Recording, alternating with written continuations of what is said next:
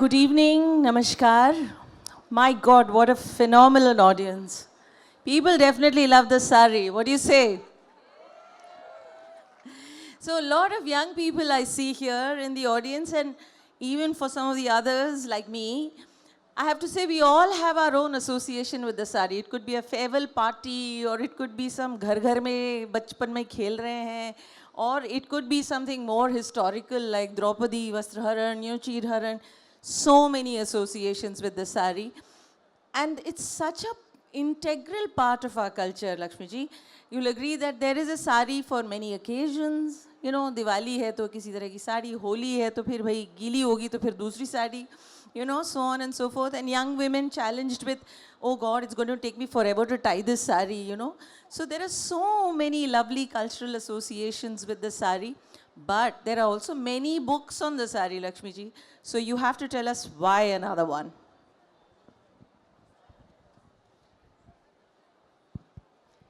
Thank you, Vidya ji, and it's a pleasure to be here and to be launching this book at the Jaipur Literature Festival.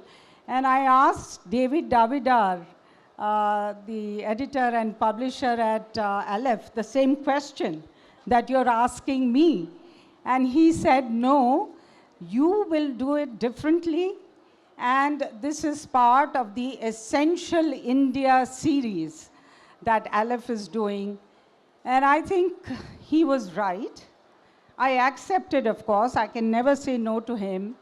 I accepted, and I think I was born to write this book. I was meant to write this book. And why do I say that? Because from my upbringing, and as I have grown over the decades, in my profession as a diplomat, in my travels around the world, and I've been to 76 countries. I got to count when I was applying for my US visa some years ago. And I've lived in many countries, worked in many countries, but I've always kept faith with the sari. I've been an ambassador of India, but I've also been an ambassador of the sari. So what is this book? How is it distinct from? It's not a taxonomy, it's not a fashion or textile encyclopedia, it's not a coffee table marvel, but it is a story about the sari and stories of the sari. And from a very personal lens, it tries to capture in a book that you can hold very intimately in your hand. It tries to capture the vast intricacies and universe of the sari. And that too in 2.5 hours. But it's not only about information. You do get what you need to know in this book. But also, it is a vision, a very personal vision of mine, which, based on self-realization, if you will, and an imagination of what the sari means for Indian womanhood. And the first para of this book itself defines why and how I have written this book. It says, the sari, this unstitched river of a fabric which winds around my body, is not clothing, it is second skin. I live in it.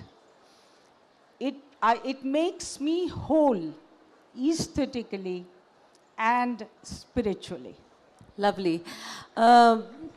Yeah, I mean, that's really lovely. And I think for all of us who love the sari, including, I'm happily add myself to that list along with Lakshmi ji. It is really like a second skin. But I do love, like she said, I do love how it is. There's something about the size of this book and the beautiful cover which makes you feel like, okay, the sari belongs to me also, sort of in a metaphorical way, if I can call it that. And the other thing that you said, which I think is really endearing about the book, Lakshmiji, is how you have personalized. It's almost about your relationship with this unstitched garment.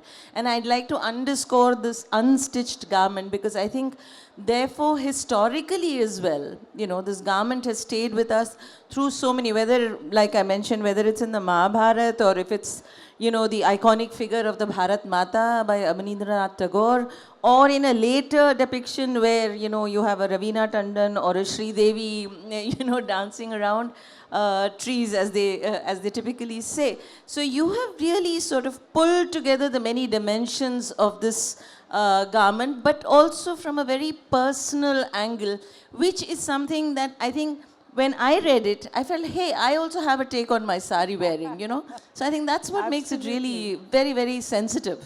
Absolutely, and I hope, like you, many others are encouraged and inspired by this book to write their own love letter to the sari. This is a tribute, this is an ode, it's a conversation, it's a meditation, and I've looked at the sari not as a subject, but as a companion. And you have to read to us something from the book, yes. So you mentioned the unstitched aspect. So I would like to read what I've said about the unstitched aspect. In the Indian cultural and spiritual imagination, unstitched cloth has always been associated with sanctity, completeness, and transcendence. Stitching was considered a profane, violent act that ruptured the spiritual wholeness and integrity of any fabric. So unstitched cloth came to occupy a central place for rites of passage and worship. So this is not just a spiritual or ritual preference, it's a civilizational stance. So one of the things I also want to mention about the civilizational aspect, when I was writing this book, I stumbled into, as I say in the book, a wondrous realization that draping oneself is such a human act, very different from other species. So draping a sari is such a civilizational gesture, the Indian civilizational gesture, and that's why it needs, and that's why it's eternal, that's why it needs to be carried forward. But let me just mention, if I may, Vidya ji, the various chapters, 6 chapters that I have in this book. The first chapter is the sari love, my love affair with the sari. And there I have funny and poignant, and I hope you find them funny and poignant, stories about my, as I said, love affair with the sari. There are those incidents that happened in my childhood with my mother, and in my profession, how as a diplomat I upheld the worth of the sari and used it as, if one may call it, brahmastra, as an asset, rather than being feeling that, and as power dressing, I would say. And the second, and then I also talk about the jugalbandi with my husband and his turban time, and how men in the family also were admirers of the sari and are admirers of the sari. So that is my personal, love story set out there in the first chapter. The second chapter is called the Sari Eternal, and it traces the history of the sari, the different types of sari, sari in art and culture, and also the styles, the regional styles. So that's a kind of mini encyclopedia, if you will, about the sari. Without, it's not an academic book at all. It is, as I said, a very experiential book. And then the third is about the sacred and the mundane. That is the Devis, the three Devis. By the way, I also want to say how I bring out the fact that not only amongst Hindus, but also Muslims, Christians, Buddhists, Sikhs, everyone has embraced, over the years, embraced the sari. And that's that, and the fact that all over India, so it's a pan-Indian unifying unity and diversity and unity factor in our national consciousness and civilizational consciousness. So that is something that I bring out. The other aspect, the other chapter, the sacred and the mundane, I highlight the divine vastra, that avaran, that the Devis wear, the three Devis, and how it is an emblem of shakti, of divinity and shakti. And then how in nature, how even when we personify nature, whether it is the Sur Saritas, the Ganga and the Jamuna and Narmada, how they are envisioned as sari-wearing goddesses, and how even trees, the sun, all these, divinity itself is clad in a sari. Then I talk about the sheroes, and I want to use that term deliberately, the sheroes, the women heroes who are from history, the queens, the generals, the social reformers, the freedom fighters, and in today's context, the political leaders. Indira Gandhi was my greatest inspiration when I was in college, and she had just won the Indo-Pak War in 1971. And so all these heroes, plus those in professions like yours and callings like yours, artistic professions, singers, everyone became role models for sari wearing. And the CEOs today, and political leaders as well, at all levels. So this is something I highlight, because then I move to the Bollywood and Satyajit Ray's story, where I talk about how cinema has been fascinated by and romanced the sari, and how the sari itself is sometimes becomes the story and the storyteller in all these films. Then there is the chapter on epics and classical literature. And you mentioned, of course, Draupadi and Cheer Haran, and I begin with Sari Bicha Nari Hai Ki Nari Bicha Sari Hai Ki Sari Hi Ki Nari Hai Ki Nari Hi Ki Sari Hai. So that also illustrates how inextricable the Indian woman is from the sari in a metaphorical sense. And lastly, the chapter about Gen Z. There I make an appeal. First of all, I recognize what you said about how sometimes Gen Z, first of all, we have done surveys. I did some surveys and interviews, and we found that in the metros, metro cities of India, yes, there is a moving away of especially younger people from the sari, from sari wearing. But we have also seen that there is, in the smaller towns and in the villages, it is still a garment of choice as much as of necessity. And in now, we also know that there are movements. There are entire movements driven by young people. Right. Yeah. To a kind of the sari bring movement, back the sari into yes, the drape therapy, Yeah. and all the other movements that are there.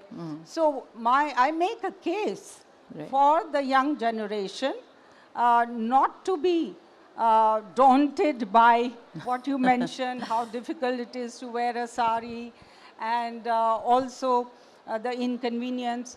But also some have given up on the sari because they think it is not, they want to look more modern or westernized, or they want to be more comfortable, want to be able to run. And I can tell you, I have done all of that in snow and sleet in Geneva and New York. So you can combine it, provided you can be a bit interpretative and adaptive. So I make a case for Gen Z to be also a flag bearer of this garment, which I believe is a back to the future garment, more than any other, if there is one. You'd be surprised that the range that is covered. The book looks small, but don't judge the book by its size. Let's say you can see from what she has shared with us, it really covers a wide range of understanding the sari as part of our creative economy, the sari as part of our mythology, the sari of course in popular imagination. And she also draws attention of young people who may be sort of on the fence, about the sari, in terms of how it has been contemporized, how there are so many fashion designers now, so there's a little pocket in some saris, or the saris a little, there are some stitched saris, or there are saris which can be worn a little, like maybe at the ankle length, so that you can wear your sport shoes with it. So there are many ways that young people are trying to interpret this beautiful garment, but also, the number of different kinds of weaves and saris that we have in this country are just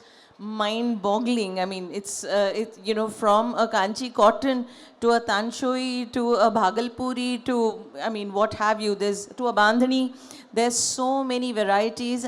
And I think in some ways the book, to me, is also sort of creating an awareness of how this beautiful thing is created, And I think that's a very important service, in a sense, that the book is, because I think sometimes we forget the effort, or sometimes maybe we're just not aware of the effort that goes into making this garment look so beautiful. Or, there are complicated, like some ikat saris, or this pochampallis, the warp and the weft and the double ikat. So there are many, it's also a thing of beauty. It's an artwork, actually, if you were to really look at how you end up wearing the sari, which looks so beautiful, a Banarasi, for example. So I think the book, in that sense, also connects many of these dots, maybe a little small bit of reading before we take one or two questions. Okay. So, who is this book for? I would like to read that. To all those women who have evolved the sari from a garment of necessity to a garment of choice, from daily drape to declaration, this book is for you. To the women who have kept faith across generations, who have worn it in struggle and in splendor, who have turned its folds into freedom. And this is another point I want to make to Gen Z. It's not about curbing freedom, it is reclaiming freedom. To the Gen Z women who have reclaimed it with flair and freshness, proving that tradition is not a burden, but a superpower. To men too, and I'm so happy to see so many men here. To the men too who have admitted, who have admired and cheered on their mothers, sisters, wives, daughters, lovers, friends, to embrace and celebrate the sari as their strength. Beautiful. I think we have time for precisely 2 questions, and the questions have to be a little short. Please don't sort of preface it with, big comments or anything, just because of time, really. Can we please have a question from a gentleman? Yes. Can we have a mic handed to him, please?